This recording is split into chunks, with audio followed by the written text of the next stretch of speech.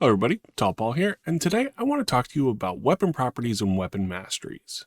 Weapon masteries are new for the 2024 edition of Dungeons & Dragons 5th edition, and my players ask a lot of questions regarding both weapon properties and masteries and how these two can interact. So, let's go over them together today. First up, let's take a look at what you are going to see in the player's handbook when it comes to weapons. This is the weapon section of the player's handbook. So when we look at the club right here, we're going to see the damage that it does. It's going to do 1d4 bludgeoning. The properties that it does have the light property. What mastery you get if you have mastery in this weapon, that would be slow, the weight, and then the gold cost. So let's take a look at another one. We'll say the hand axe is going to do 1d6 slashing damage. It has the light and thrown property with a normal range of 20, long range of 60. The mastery property Vex weighs 2 pounds and costs 5 gold pieces. Alright, let's start to take a look at the keywords in the properties category. First up, we have ammunition. You can use a weapon that has the ammunition property to make a ranged attack only if you have the ammunition to fire from it. The type of ammunition required is specified with the weapon's range. Each attack expends 1 piece of ammunition. Drawing the ammunition is part of the attack. You need a free hand to load a one-handed weapon. After a fight, you can spend 1 minute to recover half of the ammunition rounded down you used in the fight. The rest is going to be lost. Next up, we have finesse. When making an attack with a finesse weapon, use your choice of strength or dexterity modifier for the attack and damage rolls. You must use the same modifier for both rolls. Heavy. You have disadvantage on attack rolls with a heavy weapon if it's a melee weapon and your strength score isn't at least 13, or if it's a ranged weapon and your dexterity score isn't at least 13. Next up, we have light. This is a very common property. When you take the attack action on your turn and the attack is with a light weapon, you can make 1 extra attack as a bonus action later on the same turn. That extra attack must be made with a different light weapon, and if you don't add your ability modifier to the extra attack's damage unless the modifier is negative. For example, you can attack with a short sword in one hand and a dagger in the other hand using the attack action and a bonus action, but you don't add your strength or dexterity modifier to the damage roll of the bonus action unless that modifier is negative. Moving on to loading. You can fire only 1 piece of ammunition from a loading weapon when you use it an action or a bonus action or a reaction to fire it, regardless of the number of attacks you can normally make. Range. A ranged weapon has a range in parentheses after the ammunition or thrown property.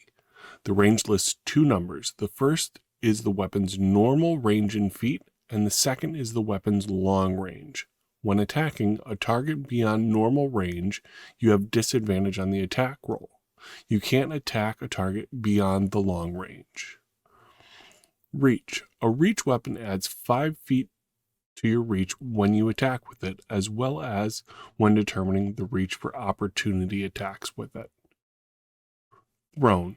If a weapon has the thrown property, you can throw the weapon to make a ranged attack, and if you can draw that weapon as part of the attack.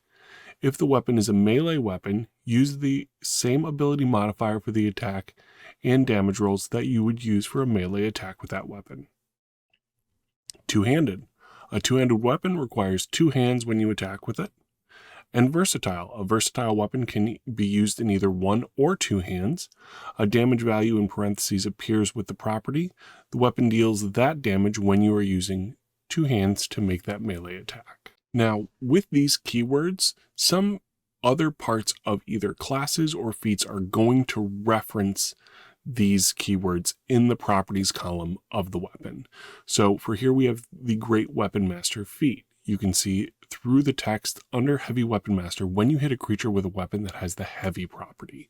So any weapon that has the heavy property in that column would be able to be used with the Great Weapon Master feat. Next up, we're going to take a look at weapon masteries. Weapon masteries are gained through your class, subclass, or certain feats available in the 2024 rules of Dungeons & Dragons. Each of these keywords have specific things that it allows you to do with the weapon when you have that mastery unlocked. First one we're going to take a look at is Cleave. If you hit a creature with a melee attack roll using this weapon, you can make a melee attack roll with the weapon against the second creature within 5 feet of the first, that is also within your reach.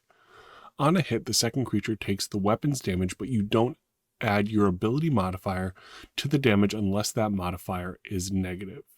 You can make this extra attack only once per turn. The two weapons that have the Cleave mastery are going to be the Great Axe and the Halberd. Next, we're going to look at Graze. If your attack roll with this weapon misses a creature, you can deal damage to that creature equal to the ability modifier you use to make the attack roll. This damage is the same type dealt by the weapon, and the damage can be increased only by increasing the ability modifier. These are available on the Glaive and the Greatsword, both in the martial category. Next up, we have the Nick Mastery, which interacts with the light property that we talked about earlier. When you make the extra attack of the light property, you can make it as part of the attack action instead of as the bonus action. You can make this extra attack only once per turn. And these are used on simple weapons, the dagger, light hammer, or the sickle, and for martial weapons, the scimitar. Next up, let's talk about Push. If you hit a creature with this weapon, you can push this creature up to 10 feet straight away from yourself if it is large or smaller. This is available on the Great Club, Pike, Warhammer, or the ranged weapon Heavy Crossbow. Sap. If you hit a creature with this weapon, that creature has disadvantage on its next attack roll before the start of your next turn. This is available on the Mace, Spear, Flail, Longsword, Morningstar, or Warpeck. Next up, we have Slow. If you hit a creature with this weapon and deal damage to it, you can reduce its speed by 10 feet until the start of your next turn.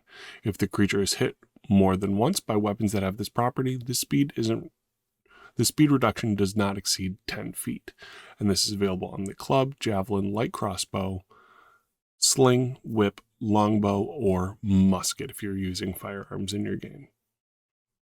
Next up, we have Topple. If you hit a creature with this weapon, you can force the creature to make a Constitution saving throw, which is going to be a DC 8 plus the ability modifier used to make the attack roll and your proficiency bonus. On a failed save, this creature has the prone condition, and this is available on the Quarterstaff, Battle Axe, Lance, Maul, and the Trident. And last but not least, we have Vex. If you hit a creature with this weapon and deal damage to the creature, you have advantage on your next attack roll against the creature before the end of your next turn. And this is available on the Hand Axe, Dart, Short Bow, Rapier, Short Sword, Blowgun, Hand Crossbow, or the Pistol. Alright, so let's take a look at some weapons in their entirety. So for the short sword, it's going to do 1d6 piercing damage. It has finesse that's going to allow us to choose whether or not we want to use our strength or dexterity modifier when using this weapon. It also has the light property, which allows us, when we make an attack with the short sword, to make another attack as our bonus action if we have another light weapon, a different light weapon in our other hand.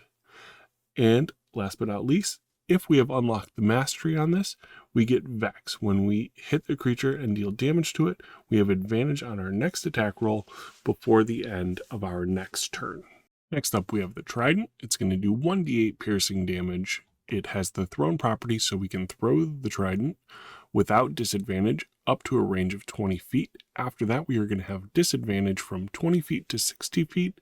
The Trident also has the versatile property, so if we are using two hands to wield the Trident, we're going to be able to do 1d10 damage versus the 1d8 damage if we were wielding it one-handed. And it has the Topple property, allowing us to, when we deal damage to the creature, to have them do a Constitution saving throw to see if they gain the prone condition. Next up, we have our Greatsword. This is going to do 2d6 slashing damage. It is going to have the heavy property, so we know that it is going to interact with Great Weapon Master, as well as we need to make sure that we have a strength greater than 13 to not have disadvantage when wielding this weapon. It also has the graze property, so if we do miss with it, we are still going to be able to do our ability modifier damage to the creature, even with that missed attack.